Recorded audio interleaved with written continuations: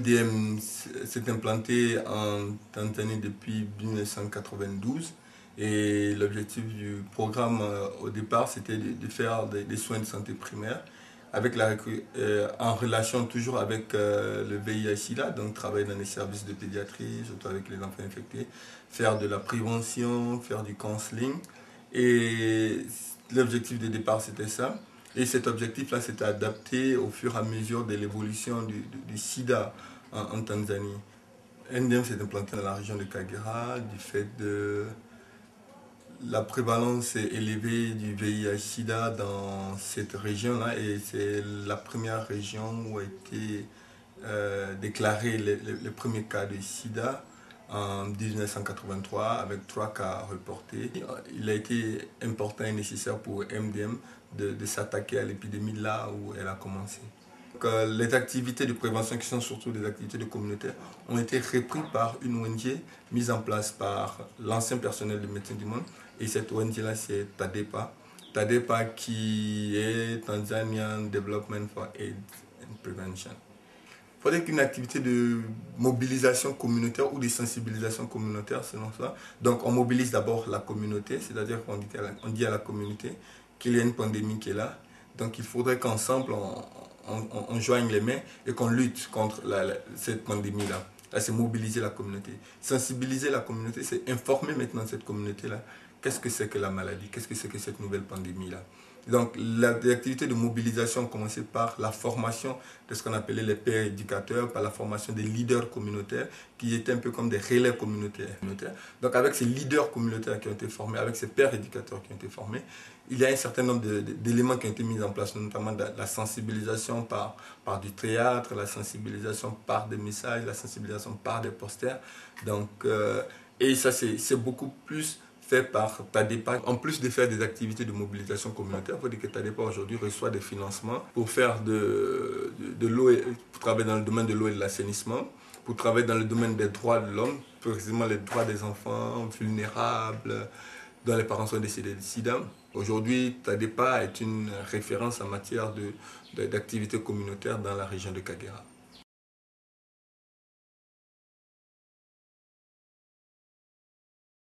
MDM s'est lancé dans un programme de prévention transmission mère-enfant, communément appelé PTME, parce que la prévention transmission mère-enfant, c'est la transmission du virus du VIH-Sida de la mère à l'enfant à différents stades. Cela peut arriver, peut se passer au cours de la grossesse, cela peut se passer au cours de l'accouchement ou en post-natal, c'est-à-dire pendant l'allaitement.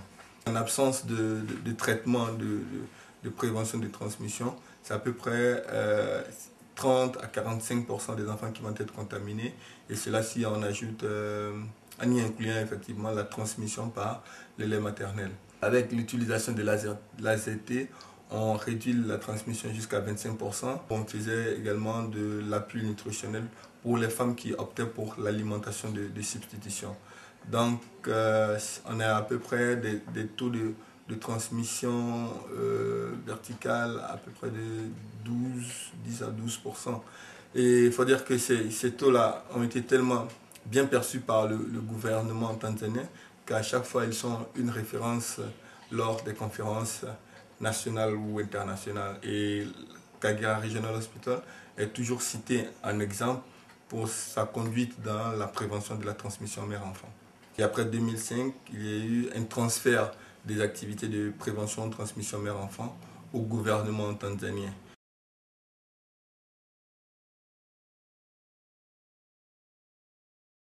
Le traitement ARV soutenu par Médecins du Monde a commencé en 2004, en octobre 2004, et il est parti d'un accord de coopération entre Médecins du Monde et une université américaine du nom de Columbia University of New York. Médecins du Monde aujourd'hui se concentre sur la trithérapie, mais la trithérapie en elle-même ne peut pas se faire sans un volet communautaire. Donc, la prise en charge des personnes vivant avec VIH, avec accès au traitement antirétroviral, entre dans le cadre de ce qu'on appelle communément le Comprehensive Package. Donc, c'est toute une activité qui englobe des activités de mobilisation communautaire, des activités de sensibilisation communautaire, la trithérapie, l'accès aux antirétroviraux et ce qu'on appelle le positive prevention, la prévention positive. Donc, pour les personnes infectées, de ne pas recontaminer, de ne pas se recontaminer eux-mêmes donc, et de ne pas contaminer d'autres personnes. Donc vivre positivement. Le nombre de personnes inscrites à la clinique était à peu près de 700 à la première année et à peu près 300 sous antirétroviraux. Le bilan aujourd'hui, 4300 patients inscrits et à peu près 2000 sous traitement avec un taux de survie de 95%. Avant 2004, le taux de survie devait être sans doute 50% des patients à un stade très avancé qu'on appelle le stade 4 décèdent dans les 2 ans qui suivent. Et quand on regarde nos chiffres et qu'on se dit que les personnes qui démarrent le traitement sont à un stade avancé, qui ont un taux de survie à 95%, c'est déjà un succès pour nous.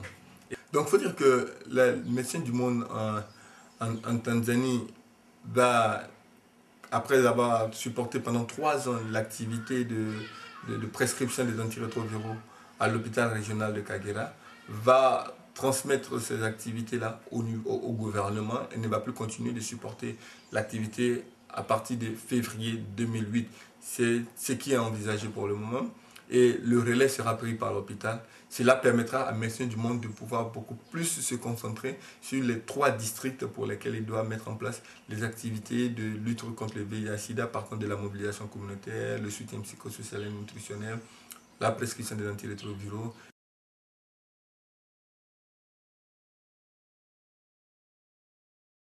Nous partons de plus en plus vers la décentralisation. La décentralisation, c'est l'accessibilité du traitement aux populations les plus reculées. Donc, c'est amener les traitements là où les personnes vivent. Au lieu de mettre en place le traitement uniquement au niveau de l'hôpital régional, la mise en place va se faire au niveau des hôpitaux des districts, au niveau des centres de santé et au niveau des dispensaires. Le Médecins du Monde, avec son partenaire Columbia University, prévoit mettre en place ou supporter la prescription des antirétroviraux au niveau des 4 hôpitaux des districts dans le sud de la région. Également, Médecins du Monde, dans son programme 2007-2008, prévoit également étendre les activités de prévention de transmission mère-enfant pour continuer de faire du dépistage volontaire et anonyme. Et Médecins du Monde va supporter 28 centres de santé dans la PTME.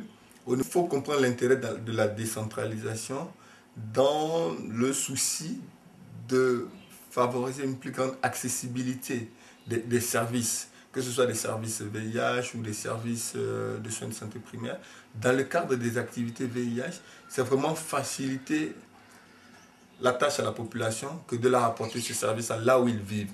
Ça réduit le temps de trajet, le temps de voyage, les frais de voyage, parce que le déplacement parfois d'un village à un hôpital de district qui en moyenne se situe à peu près à 40 km, parfois de certains villages, 80 km pour les grands districts, n'est pas facile. Donc pour nous, c'est un succès dans la mesure où toute activité mise en place, nous pensons toujours à une pérennisation de cette activité-là. Et lorsque l'activité elle est pérenne, vous ne créez pas un besoin en partant. Donc l'activité est poursuivie et le soutien il est là. Et chaque fois que vous êtes quelque part, les gens sont heureux de votre arrivée parce qu'ils savent que les activités que vous allez démarrer plus tard seront soutenues pour X ou Y raison par d'autres partenaires.